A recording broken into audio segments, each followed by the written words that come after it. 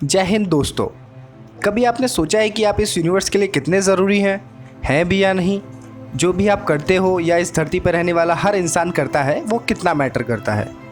क्या आपके होने या ना होने से इस पर यानी इस ब्रह्मांड पर कोई फ़र्क पड़ेगा? तो चलिए डालते हैं एक नज़र।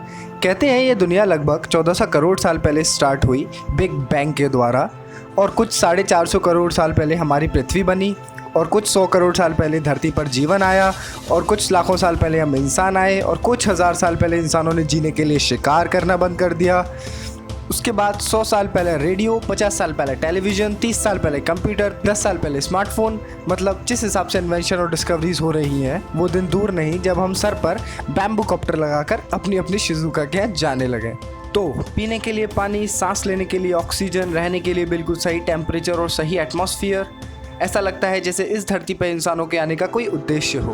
खैर, पहले फोटोसिंथेसिस ऑर्गेनिज्म से लेकर एक बहुत ही क्लेवर, बहुत ही कॉम्प्लेक्स, 2 पैरों पे चलने वाले, 2 अपोजिट अंगूठों से लाजवाब इन्वेंशन करने वाले, जो कि 2 अंगूठे अब 90% थाना थिलाने और बंदे मारने में यूज़ करते हैं। खैर छोड़ो।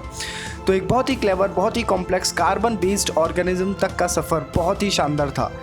और अब हम होमो सेपियंस जिस स्पीड से तरक्की कर रहे हैं उससे लगता है कि हो सकता है जल्द ही हम हमसे भी इंटेलिजेंट कंप्यूटर्स बना दें, जो कि हो सकता है फ्यूचर में हम इंसानों का ही सफाया करने का मास्टर प्लान बना लें। खैर वो अलग बात है, पर हम इंसान हैं, हम आदत से मजबूर हैं, क्यूरियोसिटी हमसे कुछ भी करा सकती है। तो क्यूरियोसिटी के चलते हम दुनिया का कोई सा भी टेलीस्कोप उठा के ब्रह्मांड के लाखों रहस्यों में झांकने की कोशिश कर सकते हैं, लेकिन असल बात तो ये है कि अभी तक का सबसे बड़ा रहस्य खुद ही वो टेलीस्कोप से झांककर दूसरे रहस्य ढूंढने की कोशिश कर रहा है। तुम्हें बनने में 1400 करोड़ साल लग गए, इवॉल्व होते होते, बनते बिगड़ते। तो बस तुम ये समझ लो कि तुम वो अमृत हो जो ब्रह्मांड के 1400 करोड़ साल मंथन करने के बाद निकला है। तो इस तरीके से तुमसे वैल्यूएबल कोई चीज़ नहीं है। लेकिन अगर मैं दूसरे नज़र से देखूं तो अभी तक ऑब्जर्वेबल यूनिवर्स में, मैं सिर्फ ऑब्जर्वेबल यूनिवर्स की बात कर रहा हूं, जितना अभी तक हमारे टेलीस्कोप्स के देखने की औकात है उसके हिसाब से 10,000 करोड़ गैलेक्सीज़ हैं, और एक गैलेक्सीज़ में 100 करोड़ स्टार्स हैं, और 10,000 करोड़ प्लैनेट्स हैं, और उनमें से किसी एक स्टार के 8 प्लैनेट के सोलर सिस्टम में हम एक प्लैनेट पर रहते हैं। तो जस्ट फॉर इमेजिन, आप ये सोचो कि अगर ये यूनिवर्स अर्थ के बराबर है तो आप सिर्फ एक धूल के कण के बराबर हो जो इस धरती पर किसी कोने में पड़ा हुआ है। अब आप सोच लो कितनी धूल है रेगिस्तान में, जंगल में, रोडों पे, मतलब सब टोटल मिलाकर। तो इस तरह आप एक बहुत ही तुच्छ सी चीज़ हो जिसके बारे में ब्रह्मांड को कोई घंटा फर्क नहीं पड़ता। लेकिन आप उदास मत होइए, क्योंकि अभी तक हमारे साइंटिस्ट्स यानी बुद्धिजीवियों ने जितना भी पता लगाया है उसके हिसाब से आज तक किसी भी ऑब्जर्वेबल प्लैनेट पे लाइफ की कोई पॉसिबिलिटी नहीं मिली है।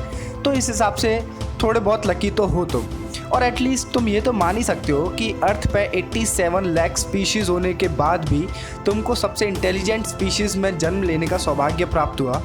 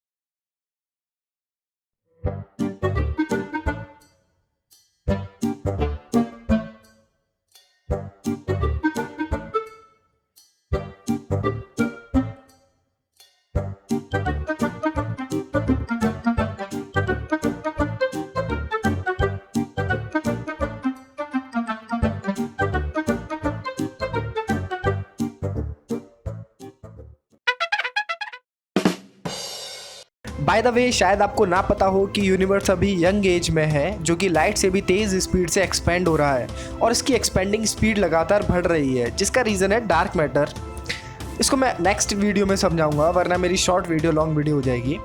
तो मतलब अगर आप फास्टेस्ट पॉसिबल स्पीड यानी कि 3 लाख किलोमीटर प्रति सेकंड से भी चलोगे तो भी यूनिवर्स के एंड तक नहीं पहुंच पाओगे। खैर, radio, bullet train, aeroplane, LHC यानी particle accelerator, computer, mobile, Lamborghini, smart human, हम क्या कुछ नहीं बना सकते, पर एंड में आके सोचो तो इस सब का फ़ायदा ही क्या होगा।